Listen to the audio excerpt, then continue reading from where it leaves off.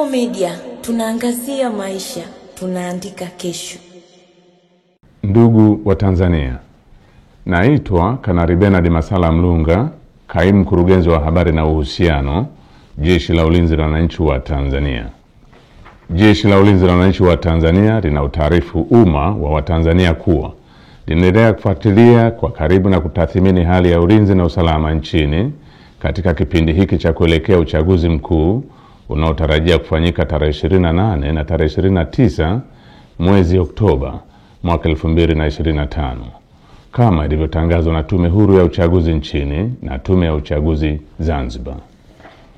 Kwa ujumla, Jeshi la Ulinzi la Wananchi wa Tanzania linaridhishwa na hali ya usalama iliyopo nchini katika kipindi hiki ambacho vyama vya siasa vinaendesha kampeni zao kwa kuzingatia matakwa ya kisheria, kuheshimiana na kuvumiliana kunakooneshwa kupitia kwa wagombea wao wa ngazi za urais, ubunge na udiwani. Jeshi la Ulinzi la Wananchi wa Tanzania linaviomba vyama vya siasa kuendeleza hali ya amani na utulivu wakati wote wa kampeni, kupiga kura na baada ya kupiga kura.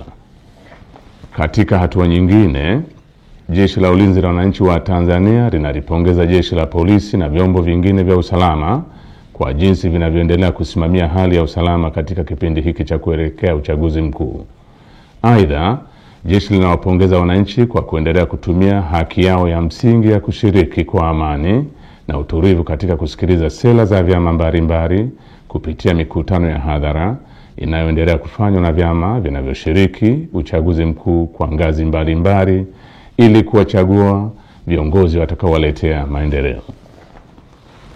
Pamoja na hali ya amani na utulivu iliyopo, bado kumeendelea kujitokeza baadhi ya watu wanaojiita wanaharakati kutoka ndani na nje ya nchi kutumia mitandao ya kijamii kupotosha umma kwa kuweka maudhui yenye kuleta uchochezi kwa kulihusisha Jeshi la Ulinzi la Wananchi wa Tanzania na siasa ili kutimiza azma yao ya uvunjifu wa amani. Jeshi la Ulinzi la Wananchi wa Tanzania linaomba umma wa Tanzania kupuuza machapisho au taarifa ambazo zimekuwa zikionekana kwenye mitandao ya kijamii. Wananchi wanakumbushwa kuwa taarifa zote zinazorihusu Jeshi la Ulinzi la Wananchi wa Tanzania zitatolewa na makao makuu ya jeshi kwa utaratibu rasmi na mawasiliano ya Jeshi la Ulinzi la Wananchi wa Tanzania na umma. Jeshi la Ulinzi la Wananchi wa Tanzania likiwa sehemu ya vyombo vya ulinzi na usalama vyenye dhamana ya ulinzi nchini, ninapenda kuhakikishia Watanzania wote hali ya amani, usalama na utulivu katika kipindi hiki cha kuelekea uchaguzi mkuu, wakati wa uchaguzi na baada ya uchaguzi mkuu. Asanteni kwa kunisikiliza.